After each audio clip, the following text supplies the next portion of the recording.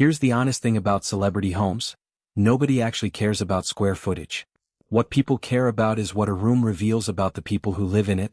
And that's exactly why one photo from inside Ripa's Manhattan townhouse ended up meaning so much more than a tour of an expensive foyer.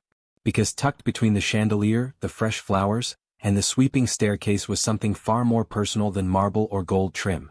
Kelly wasn't just posing in her entryway. She was posing next to a life-size cutout of her husband, Mark Consuelos, while he was 3,000 miles away filming in Vancouver. And once you notice that detail, you can't unsee it. The whole story stops being about interior design and starts being about longing, humor, and the quiet ache of missing someone you've built a life with. That's the moment worth slowing down on. Not the price tag of the house. Not the chandelier. The cutout. If you've followed Kelly and Mark for any length of time, you already know their relationship runs on a very specific kind of chemistry, equal parts flirtation and teasing, equal parts genuine devotion. It's the reason people tune into their morning show even when they have no idea what the day's topic will be. It's not really about the content. It's about watching two people who still seem completely into each other after decades together. And that dynamic doesn't disappear when the cameras stop rolling. It shows up in a hallway, in a joke, in a cardboard version of Mark standing where the real one should be. Because here's the thing about long-distance stretches in a marriage, even a marriage that looks glamorous from the outside. The ache is the same ache anyone feels when a partner is away for work. The empty side of the bed. The silence where conversation usually is. The instinct to talk to someone about your day and realizing they're not there to answer. Kelly turned that emotional gap into something playful. Something you could laugh at instead of just sit with. And that, more than any design choice in that entryway, is what makes the moment feel so real. Think about why a joke like that lands the way it does. It's not just funny. It's revealing. People who miss each other make jokes to soften the ache. People who are simply going through the motions don't bother. The humor is the tell. It says, I still think about you enough to build a bit around missing you. It says, our connection is strong enough that even absence becomes a shared moment rather than a lonely one. And maybe that's part of why audiences have stayed so loyal to this couple for so long. It's not the size of their townhouse or the elegance of their staircase. It's the sense that underneath the polish, there's something startlingly ordinary happening, something every long-term couple recognizes. The missing. The inside jokes. The small rituals that keep a relationship warm even when life pulls two people in different directions for weeks at a time. Now, let's talk about the space itself for a second because it's not incidental to the story, it's the backdrop that makes the emotional beat land even harder. A foyer like that, with soaring ceilings, an ornate chandelier, and flowers arranged like something out of a design magazine, is the kind of space that could easily feel cold. Impersonal. Like a showroom rather than a home.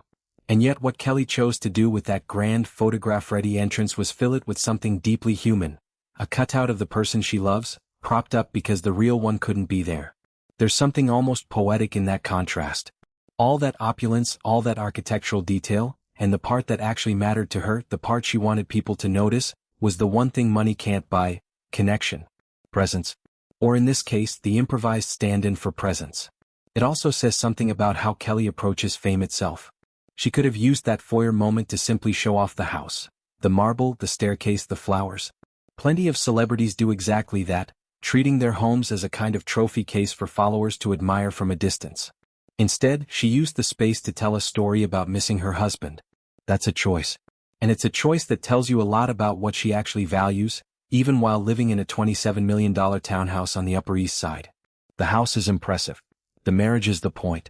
This is where the relationship psychology gets interesting because long-distance stretches, even short ones, even the kind that come from a job rather than circumstance, test something in every partnership.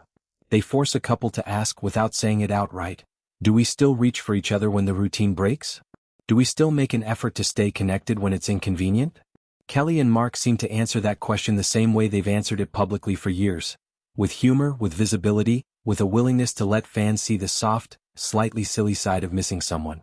And viewers respond to that because it mirrors their own lives. Maybe not with life-size cutouts, but with the same emotional instinct. The partner who leaves a note before a work trip. The person who texts, the house feels too quiet when their spouse is away. The inside joke that only makes sense to two people who've spent years learning each other's rhythms. When celebrities show that kind of ordinary vulnerability, something clicks for the audience. It stops being a story about someone else's marriage and starts feeling like a mirror for their own. There's also something worth noting about timing.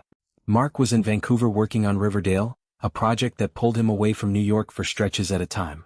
For a couple who spend their mornings together on live television, who built a public brand partly on their constant visible partnership, that kind of separation isn't just logistically difficult. It's a disruption to an identity they've cultivated together. Viewers had grown used to seeing them as a unit, practically inseparable on screen. So when Mark was gone even briefly, it created a kind of narrative tension. Would the connection still feel as strong without him physically there? Kelly's answer, whether she intended it this way or not, was to lean into the absence rather than hide it. She made the missing visible. And in doing so, she reminded people why their bond has always felt different from a typical showbiz partnership. It's worth pausing here to ask why so many fans have stayed emotionally invested in this couple for this long, well beyond the usual entertainment news cycle. Part of it is simply longevity. People have watched them grow older, raise 3 children, navigate career shifts, and still show up for each other in ways that feel consistent rather than performative.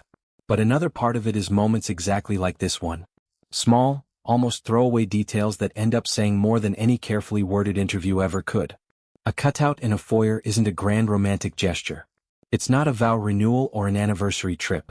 It's something quieter and, in a strange way, more convincing, because nobody plans a moment like that for publicity. It happens because someone genuinely misses their spouse and decides to laugh about it instead of just feeling sad. And isn't that the emotional through line that keeps drawing people back to Kelly and Mark's story? Not perfection. Not luxury. Recognition.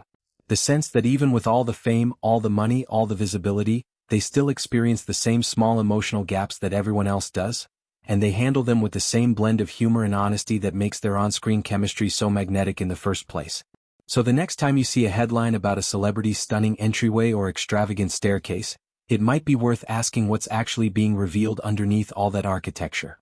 Sometimes a beautiful room is just a beautiful room. But sometimes, if you look closely enough, it's a window into how 2 people choose to stay connected, even when one of them is standing in for the other as nothing more than a cardboard cutout in a hallway. Perhaps that's the real reason so many people remain invested in Kelly and Mark's story. It was never really about the townhouse, the chandelier, or the price tag attached to any of it. It's about watching 2 people who still choose each other, in ways big and small, decades into a life built together. And maybe that's exactly why a single photo from a foyer can say more about a marriage than 1,000 headlines ever could. What do you think?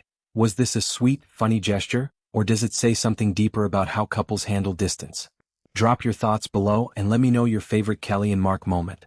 I'd love to hear which parts of their story resonate with you the most.